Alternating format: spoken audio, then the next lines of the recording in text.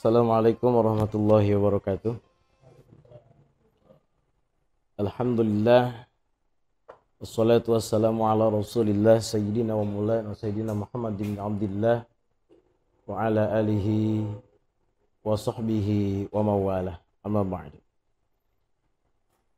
Sahabat-sahabat yang dicintai Allah Subhanahu wa taala, kembali lagi dalam program NU Damai Channel yang digagas oleh Ranting NU Kelurahan Damai.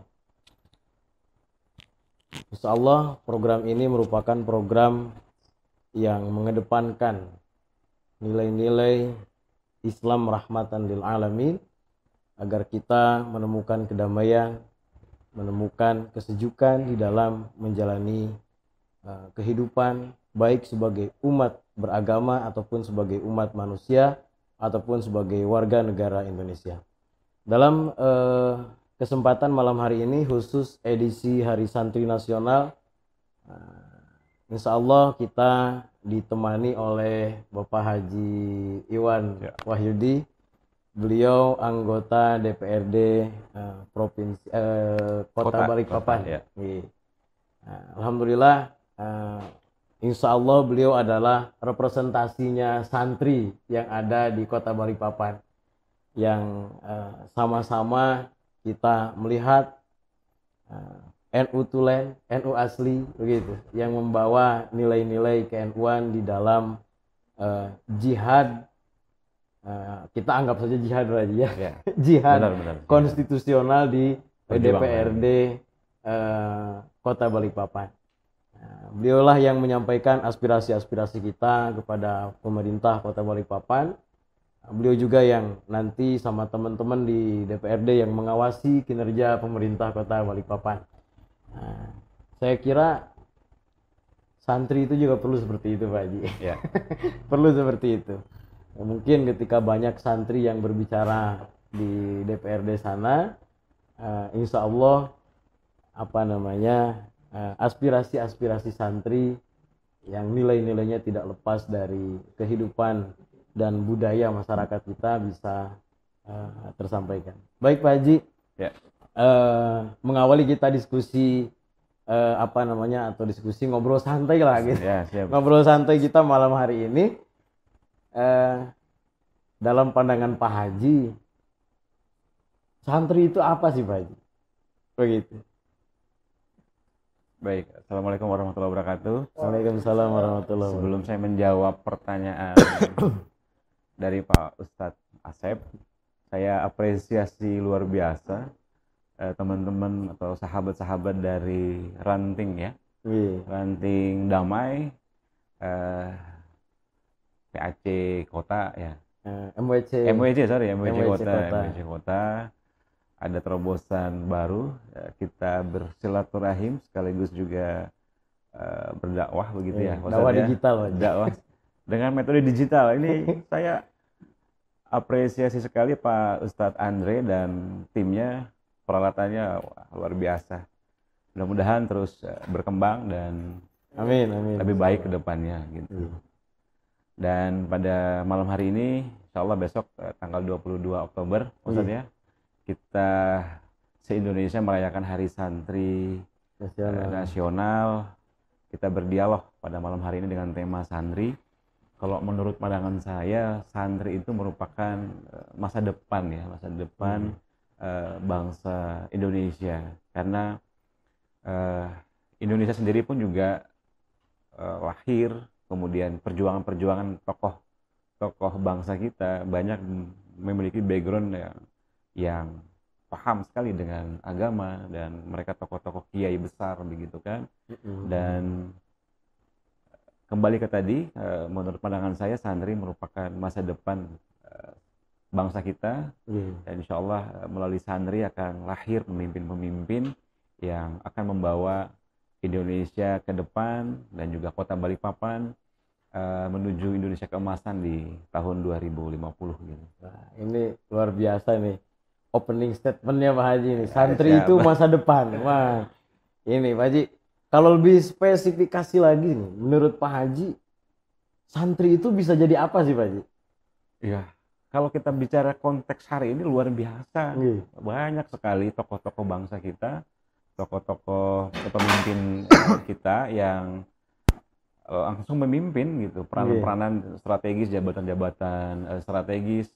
Ada yang jadi pengusaha besar, kemudian ada yang menjadi kepala daerah, kemudian di Jawa Barat ada yang menjadi wakil gubernur, kemudian ada yang jadi gubernur Jawa Timur, gubernur Jawa Timur, ada yang jadi dosen-dosen yang hebat-hebat gitu. Jadi dan mereka menunjukkan jati diri mereka, karakter mereka, Islam yang seperti itu yang dicontohkan begitu. Jadi keimanan mereka yang kuat, ketakwaan mereka yang kuat, dan langsung bermanfaat gitu buat umat. Nah ini yang penting gitu. Jadi konteks kita beriman, bertakwa kepada Allah Subhanahu Wa Taala dirasakan juga gitu. Implikasi dan manfaatnya bagi masyarakat secara langsung. Saya sendiri, alhamdulillah, putra saya masuk pesantren juga di Makassar. Putri saya juga masuk pesantren, jadi anak saya dua-duanya masuk pesantren, jadi saya sekarang sama istri pacaran terus di rumah nih. jadi nggak khawatir Pak Haji ya, anak dimasukkan pesantren jadi santri. Kelasnya anak seorang anggota DPRD SMP loh. Iya, baru SMP sudah dimasukin pesantren. Nggak khawatir Pak Haji.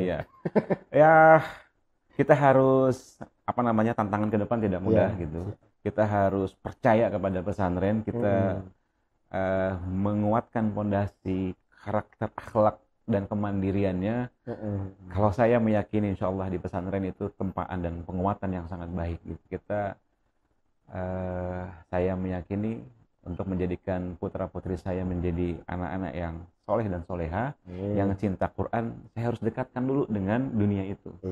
Insya Allah nanti kembali ketika sudah kuliah gitu, kita bisa kembali dekat lagi gitu kan. Mereka sudah punya mental yang kuat, kemandirian yang bagus, dan akhlak, terutama akhlak yang kuat. Berarti Pak Haji ini bukan hanya opening statement tadi itu bukan hanya sekedar asumsi Pak Haji, tapi sudah dibuktikan gitu Pak.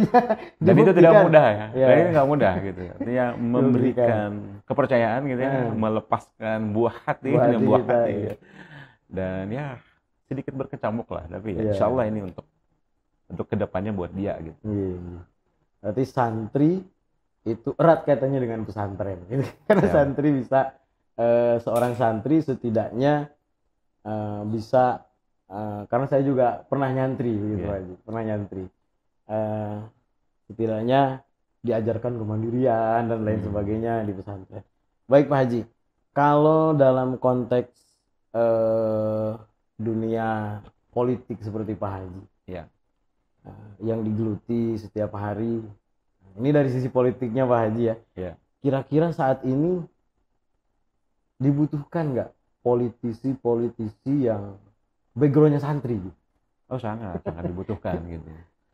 Sangat dibutuhkan dimanapun ya, di kota manapun, di kabupaten manapun, memiliki yang background, apakah dia memang background santri atau jiwanya jiwa santri. Gitu. Karena perjuangan di DPRD, kemudian juga di pemerintahan, itu perjuangan yang butuh butuh paling tidak yang pertama gitu, butuh keyakinan gitu, penguatan bahwa apa yang kita perjuangkan ini jangan sampai keluar dari koridornya. Karena ya namanya kekuasaan gitu ya, namanya keputusan yang diambil ini memiliki impact terhadap kebijakan sesuatu itu, memiliki godaan gitu, tidak mudah kan gitu. Nah ini yang harus kita, kadang-kadang setiap mengambil keputusan itu harus menarik lagi benang merahnya ini, bahwa kita menjabat selama 5 tahun, diberikan amanah, dititipkan amanah sama masyarakat gitu kan.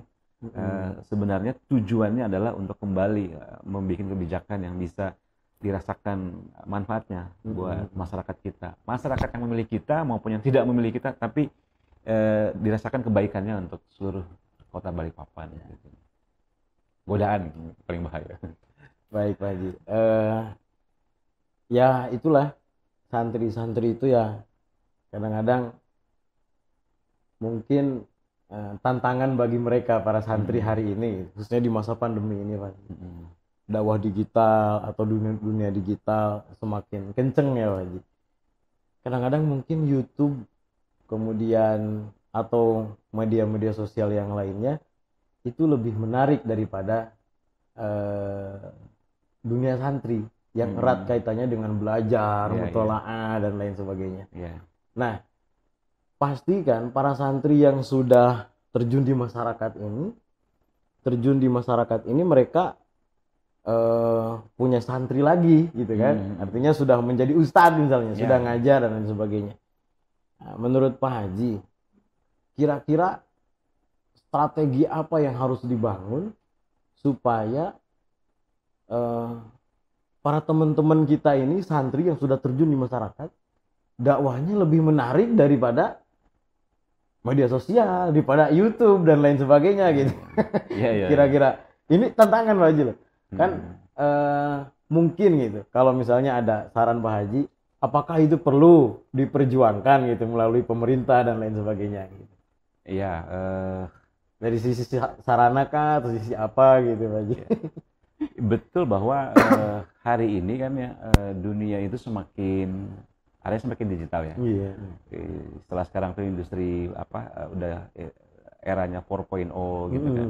Nah, santri kemudian cara kita berdakwah itu nggak bisa lagi sekarang kita tidak melakukan transformasi juga gitu. Kita harus mengikuti zamannya gitu kan. Jadi sebuah keniscayaan bahwa berdakwah kita juga harus masuk ke dalam itu, ke channel itu gitu. Dan tentunya kan kita juga harus mengemas gitu kan. Tentunya juga harus mengemas dengan konten-konten yang menarik. Jadi kayak YouTube gitu, menurut saya ya kita harus terjun ke sana gitu. Instagram, Facebook, seperti pisau bermata dua lah gitu kan. Artinya di satu sisi ada hal yang negatif, tapi di sisi lain saya belajar, saya mendengarkan ceramah dari YouTube juga. Banyak guru-guru kita, Gus Muafiq, kemudian banyak sekali yang kita bisa akses gitu kan, informasi, ilmunya yang melalui YouTube channel gitu. Nah, akhirnya memang butuh dukungan lah. Saya sepakat itu memang santri-santri kita, kiai-kiai dan ustadz kita harus mendapatkan support juga gitu ya, harus dapat support juga dari pemerintah. Nah, tinggal nanti cara mengkolaborasikannya seperti apa nanti pola dan dukungannya seperti apa. Kan kita di sini Balikpapan punya Balikpapan Islamic Center. Bayangkan namanya udah luar biasa kan, Islamic Center, pusat keislamannya Balikpapan. Nah, dari situ kan juga bisa kita menjadikan pergerakan keislaman kita, dakwahnya melalui digital maupun yang offline-nya kan di sana bisa tuh. Jadi apakah nanti pemerintah kota bisa berpikir gitu untuk mempersiapkan sarprasnya gitu. Sarprasnya bisa ditunjang untuk pengembangan dakwah secara digital, disiapin room-nya misalkan ya untuk podcast buat diskusi. Jadi kiai kita bisa lebih menggaungkan ilmunya, menyebarkan ilmu dan pelajarannya sesuai lebih luas zaman lah. gitu. Iya, lebih luas dan sesuai zamannya gitu. Dan sasarannya tidak lagi hanya generasi yang orang tua gitu. Nanti ada generasi anak-anak milenial yang bisa, wah ini ada kiai kita yang kontennya sangat menarik buat dia, dan isinya kan juga Islam, tentang keislaman, tentang ke-NU-an seperti itu. Saya kira ini juga butuh support dari pemerintah kota. Konten ini kan konten yang menarik juga butuh butuh SDM yang kuat gitu kan. Kalau ustadz atau kiai kan mungkin nggak mampu ngedit secara secara grafis gitu kan. Nah, disitulah saya kira pemerintah kota bisa masuk masuk, mengkonekkan nanti ada SMK kita, anak-anak SMK kita, siswa-siswa SMK yang baik itu di pondok pesantren maupun yang di umum, yang memiliki kemampuan untuk mengolah konten-konten yang menarik, bisa dikolaborasikan gitu. Oh, ini luar biasa. Kalau sudah Pak Haji Iwan yang bicara, anggota DPRD gitu kan, insya Allah beberapa tahun kemudian mudah-mudahan terwujud Pak Haji. Amin, insya Allah. Insya Allah. Doain Eh, Ustadz. ini luar biasa ya. Saya melihat pembicaraan Pak Haji bukan hanya sekedar asumsi atau pendapat, tapi saya lihat itu bentuk komitmen Pak Haji yang insya Allah mewakili para santri Iya. lah. Suara hatinya para santri. Siap. Nah, kemudian di masa pandemi ini Pak Haji. Di masa pandemi ini lagi-lagi kita apa namanya, mungkin para santri ini juga perlu pencerahan, perlu arahan dan lain sebagainya. Peran apa yang bisa kita ambil untuk membantu agar kita sama-sama kembali seperti semula, kembali normal, baik dari sisi ekonomi, sisi kesehatan dan lain sebagainya. Kira-kira peranan apa yang bisa diambil oleh para santri ini? Gitu. Ya, ya. Memang pandemi COVID-19 ini betul-betul merubah, gitu, merubah tatanan hidup kita yang sangat dirasakan lah, hampir seluruh sektor ya, termasuk juga di pesantren gitu. Nah, tapi di sisi lain ya, ini ada peluang-peluang yang tentunya bisa dimanfaatkan juga oleh pondok pesantren, santri-santri kita dari sisi pengembangan kewirausahaan gitu ya, kewirausahaan di pondok pesantren, kebutuhan apa namanya, kebutuhan pangan di Kota Balikpapan ini kan banyak juga dipasok gitu ya, banyak dipasok dari Sulawesi, banyak dipasok dari Pulau Jawa gitu. Betul. Nah, menurut saya terobosan penguatan kewirausahaan di pondok pesantren untuk penguatan pangan di Kota Balikpapan itu peluang gitu kan ya. Kemudian santri kita juga bisa belajar tentang digital marketing gitu ya, digital marketing yang bisa dibikinkan semacam marketplace-nya Kota Balikpapan, bisa menjual produk segala macam. Nah, ini peluang juga gitu ya. Kemudian menggali ide-ide santri sendiri, saya kira kalau kita gali ya, kalau kita cari, kita coba temukan, saya yakin lah santri-santri ini ada saja gitu ide-idenya yang kreatif gitu ya, yang bisa kita jual gitu, yang bisa kita jual dalam apa namanya, dalam lingkup pondok pesantren dan Kota Balikpapan, yang idenya itu menarik kalau juga nanti bisa dipoles, dikemas segala macam. Nah, mungkin seperti itulah nanti. Artinya produktivitas santri sudah tidak diragukan lagi lah Pak. Ya. Saya melihat banyak sih peluang yang harusnya kita bisa kolaborasikan gitu dengan seluruh stakeholder yang ada, termasuk dengan pemerintah kota gitu. Ya, mudah-mudahan ini obrolan santai kita ini bisa berbuah manfaat dan menghasilkan sesuatu yang bermanfaat dalam bentuk real kita di lapangan bersama masyarakat. Allah, kita juga sangat mengharapkan Pak Haji munculnya politisi-politisi yang berbackground santri, kemudian munculnya pengusaha-pengusaha santri. Amin. Nah, ini Balikpapan ini sebenarnya belum terbentuk himpunan pengusaha Nahdiyin. Nah, itu sudah kalau nggak jadi lembaga mungkin sudah menjadi Banom saat ini di pusat. Nah, itu kayaknya melalui itu mungkin nanti siapa tahu ya Pak Haji sebagai perwakilan, sebagai politisi juga, sebagai pengusaha dan lain sebagainya bisa merangkul teman-teman pengusaha Nahdiyin ini supaya bersama dan membantu para santri nantinya yang ingin belajar wirausaha. Nah, baik Pak Haji, mungkin itu saja yang bisa kita sampaikan pada malam hari ini, dan yang terakhir saya ingin Pak Haji memberikan closing statement lah bagi teman-teman semuanya yang menyaksikan kegiatan kita malam hari ini. Oke, baik. Closing statement dari saya pada Hari Santri tahun 2020 ini, saya mengucapkan selamat Hari Santri Nasional pada tanggal 22 Oktober tahun 2020. dan semangat terus bagi santri dan santriawati seluruh Indonesia dan di Kota Balikpapan. Terus menggali ilmu, manfaatkan waktu dengan sebaik dan seefektif mungkin, karena salah satu hal yang tidak bisa dikembalikan itu adalah waktu. Jadi manfaatkan waktu dengan sebaik mungkin untuk belajar sebaik mungkin gitu. Dan insya Allah dengan keistiqomahan kalian belajar, kemudian keseriusan, tentu juga doa dari orang tua dan kiai-kiai semua, insya Allah para santri-santri kita akan menjadi pemimpin di masa depan, menjadi pemimpin yang akan membesarkan Kota Balikpapan dan bangsa Indonesia. Kita adalah bangsa yang besar gitu. Jangan pernah mau jangan pernah mau terkecoh bahwa kita ini bangsa yang kerdil. Kita bangsa yang besar, kekuatan ekonomi kita kekuatan ekonomi yang sangat besar. Market kita sangat besar, kita punya 250 juta lebih penduduk gitu.